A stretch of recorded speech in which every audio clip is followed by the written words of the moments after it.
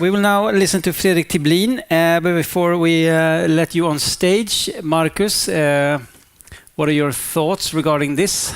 This new subject, you mean? Okay. Or the cake, it doesn't matter. Yeah. Which one would you want? Do you want to reflect on the cake or Tiblin? Actually, I had a sandwich instead of a cake because I missed that this morning, but that's another story. I would say to Fredrik that who knew about social media, Facebook and Twitter 10 years ago?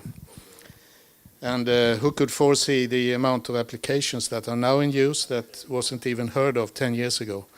And where are we in 10 years? So you will probably fill the gap in between, or yeah. And once again, my what I always say is, how about security? How can you improve security or be sure of that the information transmitted is secure in this area? I can say that myself is very up to date with new technology. I have, for example, not been using a fax. Otherwise, then if I borrow money, I will return them via fax. Otherwise, I don't use fax anymore. That might be the best way of using a fax nowadays. Fredrik Tiblin, Nordic Sales Manager, Telenor. Welcome on stage. Give them a big applause. Thank you. You hear me? It's perfect. Yes, my name is Fredrik Tiblin, and I'm working here in the Nordics, primarily in the Nordics within Telenor Connection. I will give you a background, depending on that. Telenor is quite a huge company, and Telenor Connection a little bit smaller within the group. So I will explain how it's organized within Telenor, so maybe it will be clearer. I will also show you some trends, what is happening on the market within IoT just now, and also some customer cases we are working with, and maybe you can pick out the lessons from these cases, and maybe you can reuse them and in your business where you are working today. And if you're we're having questions after the presentation, but if you just pick up your hand if you wondered something. So Telenor, what is Telenor? I don't know if no one have heard about it, maybe from other countries, but here in Nordics, I think many of you know about Telenor. And you refer Telenor as the mobile operator, one of the mobile operators in Sweden, for example, and also in Norway. But Telenor is quite old company. We was founded 1855, and at that time it was not wireless communication. I think you know that. It was the postal service in Norway. So our headquarters is based in Norway. We are today 30,000 employees around the globe. And at Telenor Connection, we're 120 employees. And we are part of Telenor Group, so we are owned by Telenor Group in Norway. And what are Telenor Connection doing? We're only working within this IoT area, or the previous name was machine-to-machine communication, M2M, or telemetry. And Magnus Forsberg, I think you know about telematik. And we was founded here in Karlskrona from the local operator Europolitan at that time, in the late 90s. And Telenor Connection was founded 2008, 2007, 2008. And the reason for that was that we had a solution here at Europolitan. For example, Volvo and Securitas bought our solution. It was a global communication solution. You could take one SIM card and you can put in it in the Gothenburg where they're manufacturing the trucks, for example, the Volvo trucks, and they can send out the trucks anywhere in the world. They can sell a truck to Italy, and the truck can travel around in Europe, and it works at the same way for the whole Europe with the same technology. And we was the only player at that time that build that service. So other companies was interested in this type of services, For example, 2006, Daimler and Mercedes wanted to buy this solution as Volvo had here in the Nordics. But our agreement was in Swedish, and the relationship was only in Swedish. Our support closed at 5 o'clock, but the customers in Japan, it's day in Japan when we are closing down here. So we need to have a more global company. That was the reason we launched Telenor Connection or placed it in our own company. And also the platform, the core platform. When we handled everything from Europolitan, we shared the platforms with mobile phones. And you know, in the night here in Sweden, 95% of the people is sleeping, and the operator did all the updates of the servers in the nights. But what happened with the Securitas home alarms? They need to be working 24/7. And that was also one reason we placed it in our own company with our own platform. So we could build a much reliable and better platform that had much more uptime. And our headquarters is based in Stockholm. Here in Karlskrona at Campus Gräsvik, Telenor Connection is having product development and operation is placed here. And also the global support is placed here in Karlskrona. So we are around 40 employees here in Karlskrona. But we're also having offices. It's more like sales and support offices out in the world, in other countries. So just a quick history line. And you know, Internet of Things, it's, as we say internally on our company, it's a bus name. It's the same as machine-to-machine communication. It's the same as telematik or telemetry we worked with before. So it's only a new name of the same things that we are doing. And what is happening now, we call it fourth wave of digitalization.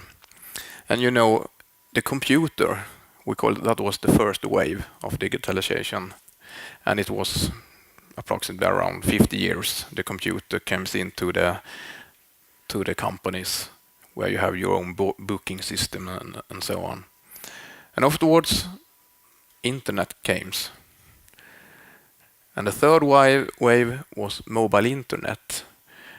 And I think the mobile internet raised very well when Apple launched the iPhone.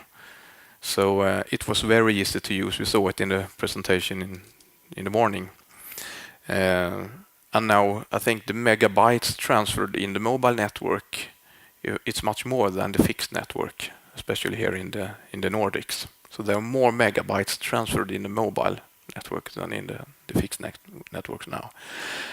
And the fourth wave, Internet of Things, what is that? It's things or machines that are getting smarter. It's the same machine. It could be a water pump, it could be an engine, it can be a mobile phone, but they are talking. They are connected to a network. So they are only sending out data, but you can do things and applications with that data. I will give you a lot of use cases here today and examples.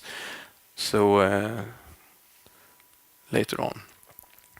And why is everything happened now?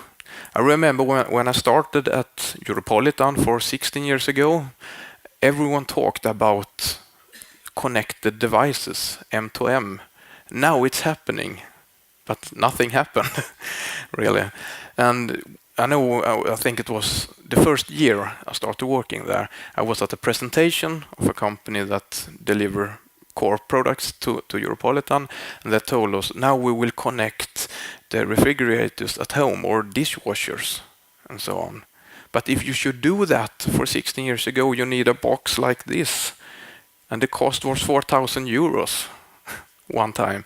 And the monthly fee was maybe 100 euros per month. So there was no one who could buy it. But why is this happen now? And we could see there's three key drivers. One drive is that the technology is getting smaller. So today you can have a very small device that could connect your product out in the field. And also the price. For a couple of dollars, you can have hardware to connect a machine or device. And also the customer demanding that the new generation that are growing up today, our children, for example, the digital world and the analog world is mixed together. You and me, we can turn off the mobile phone. Now we are analog, but our children, they are, what is the difference? Why couldn't I steer the dishwasher with my mobile phone? The machine is worthless. We're having projects today with different companies that they are needed to build in this app to connect to the machine. Otherwise, they couldn't sell the machine on the markets. So they needed to build in this type of technology to be competitive.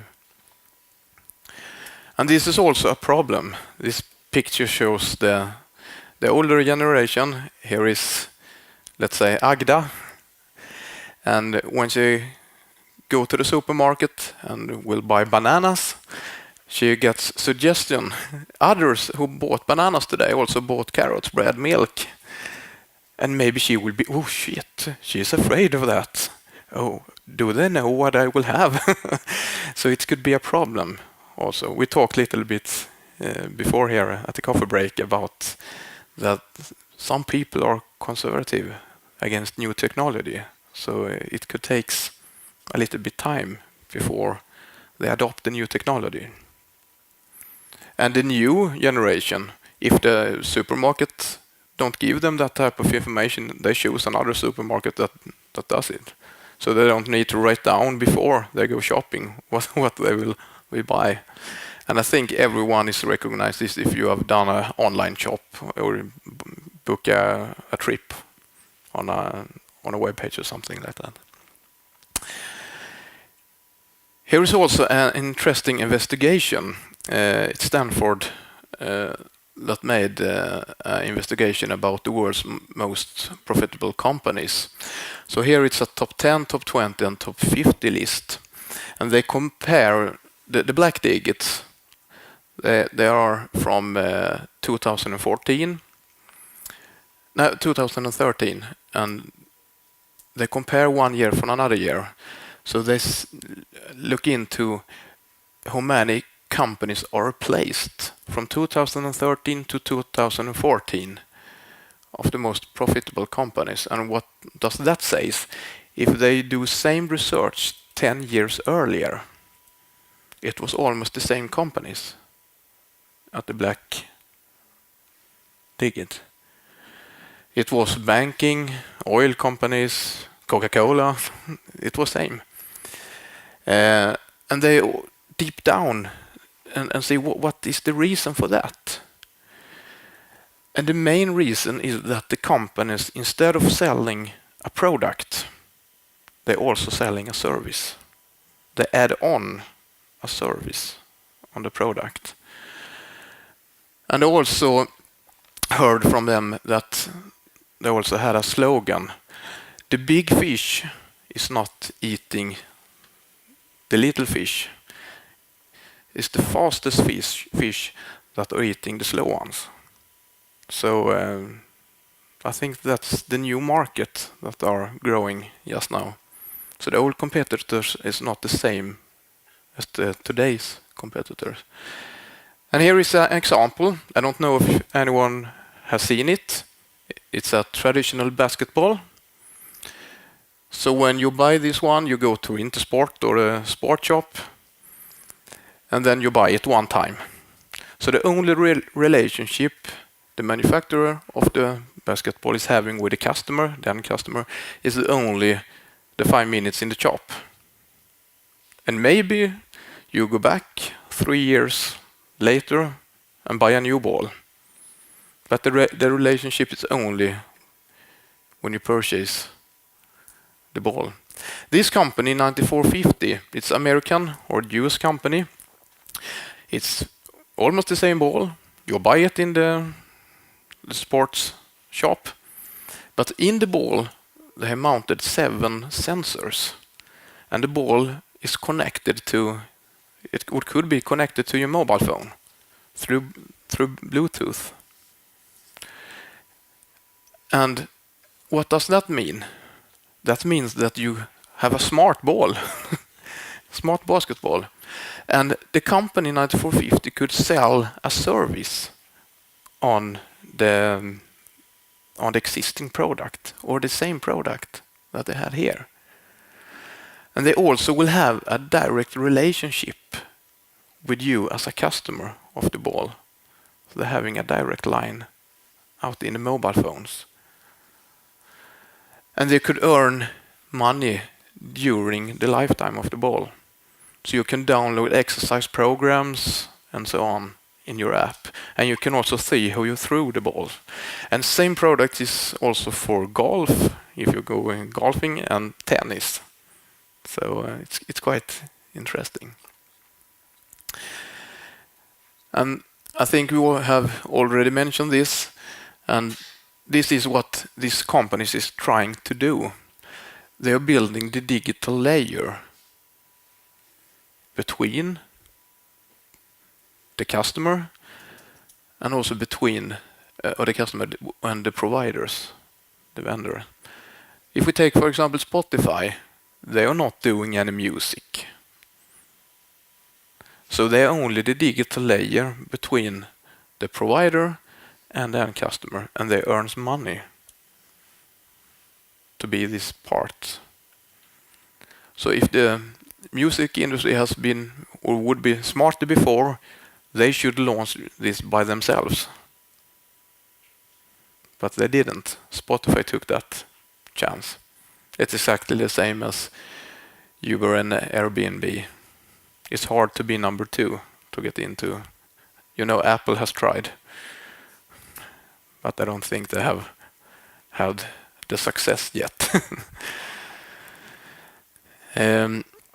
This is also, I will go a little bit more deeper into the technology and what you can do within this type of product. I call it IoT evolution curve. We're having meetings every week with a lot of customers and partners. And the first reason for connect, it could be a water pump, it could be a machine, whenever, it's to reduce cost. You will be more efficient. So you will reduce cost. For example, if it's a water pump, if you could receive the perfect alarm. So the service technician already knows what type of spare parts I need to bring out in the field. I don't need to go out at first, troubleshoot and say, okay, I need a this part, and I need to travel back to the store and then go out again. If you could connect to the devices out in the field, you can see exactly and work more efficiently. And if you're having your product connected, here is an example with Volvo. We've already seen it today. Volvo did the same. They connected their construction machines to reduce their own cost. But if you have the machine connected, you can also improve current business. You can sell a service to your customer. And Volvo is selling service level agreements. As owner of the truck or the construction machine, you don't need to worry about the service. Volvo takes care about that. So for a monthly fee, just do what you need with the machine, and we take care of the service. We know when the machine has run hour of 10,000 hours and needs a service. And the third step is to enable quite new revenue streams. Here is an example of Verisure, the home alarms. So today you're not owning the alarm, it's more like leased services or pay-per-use. If you're taking a water pump, it could be, for example, when a company bought a water pump or the municipality is buying a water pump, they get it for free, but you're paying for the cubic meters running through the pump instead. So they are finding out more new business models. And what do you need to do to build a connected product? If it's a water pump or a boat or whatever it is, you need to have a hardware. out there. It could be connected through the mobile networks, to the 3G, 4G, or through a satellites or Ethernet or something like that.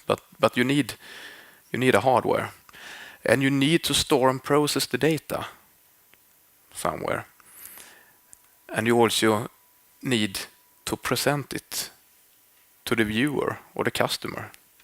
It could be many people that are interested in the data from the pump. It could be a service technician, and it could be me in an app. I can see my car in the app, for example, and Volvo could say when it's time for service. And this should be up and running 24/7. Here is the most technical picture. Don't be afraid. I will explain this quite easy.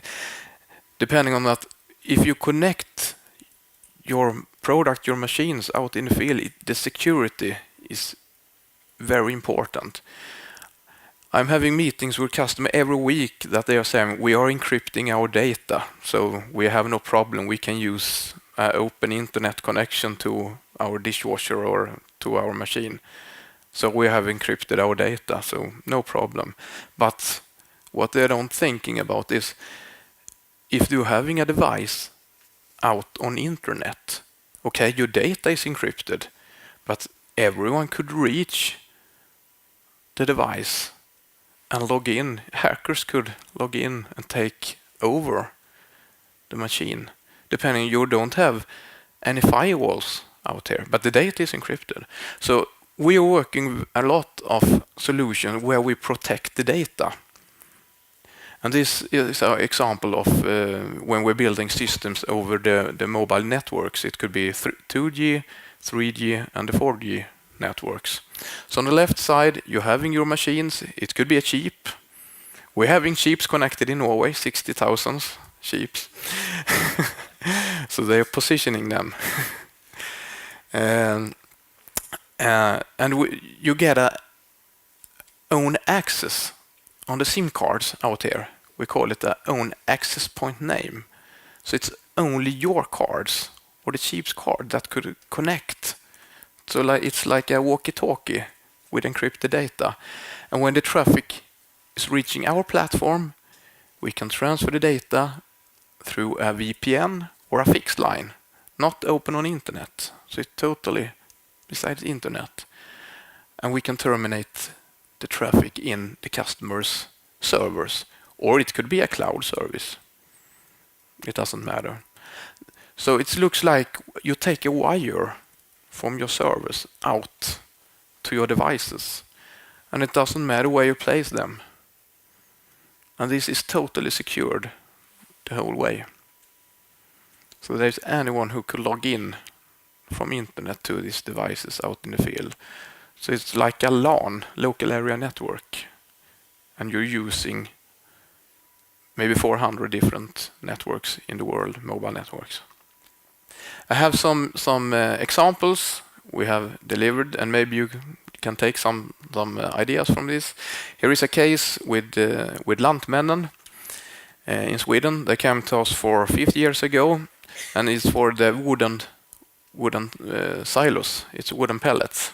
So it's for heating system, for schools, for commercial buildings, and so on. So when they came to us, they're only working with answering calls from their customers. Oh, I need to have more pellets. Oh, next day, 10 customers calling. Oh, I need pellets. So they didn't exactly know how much workload they will have from day to day. So they came to us, if we could have a system that measuring the levels of the pellets out on our customers' site, it will help us a lot to do the planning. So we built a simple battery-driven system. It's only in this size, so they could put it on the top of the silos, and it's measuring 2 times per day the levels of pellets. And they could see here when it's brown or red, they need to deliver new pellets. So instead of answering calls, they could sell a service to the customers. It could be a school, for example, that they could sell access to pellets. They could give them a subscription of 36 months, for example, and we know when it's time to fill up the silos. And the caretaker, for example, at the school could do any other things. Another example is Svegon. They're working within ventilation system for commercial buildings, for example, air conditioning, heating, and so on. And with this technology, you have combined it with a short distance radio module. So for example, in a building like this, it could be Scandic hotels here in Karlskrona. So you're having different sensors in rooms. You have temperature sensors, for example, here. And all of them is today wired. You see the wire? So when you're building a new house or something like that, you need to have a technician that are mounting the wire. It takes time. If you do this device wireless instead, you will reduce installation cost with 80%. And one AA battery, you see here, low energy, with one AA battery, you have 10 years of operation with this device. And the distance is 300 meters inside buildings and 1,000 meters outside line of sight. Here is an example with water pumps. We're working with Xylem. It's one of the world's biggest producer of water pumps, wastewater and fresh water. And we are helping them with connecting the water pumps out in the field. It's for the same reason, to be more effective. And the security here is very important. If a hacker could log in and turn off the water pumps for a town, for example, it will be a lot of problem. And here is another consumer example, Husqvarna. Maybe some of you is already having that one. It's a robotic mower, and you can control the mower from your mobile phone. And you will not buy a mower you couldn't control from your mobile phone. So you can see the trends even here, that you will have everything connected at your home. And this is another example, it's Volvo on call. So it's the connected Volvo car. So you're lifting out the instrumental panel here on your mobile phone, and you can start the heater, turn off the heater. You can see where you have parked. You can see if the car is going to be stolen. You can track it on your mobile phone. And many customers buying a Volvo only for that they are having such type of services. That is, as we said before today, it's an add-on. But here in the Nordics, 80% of Volvo cars is having that type of service installed. Even if there is an add-on, it's a cost for buying that when you're ordering a new car. And very sure is for the home alarm and smart home hub, where you can unlock and lock the doors, for example. And Scania is the fleet management. We will already touch this area. I think a little bit over the time, so just hurry down.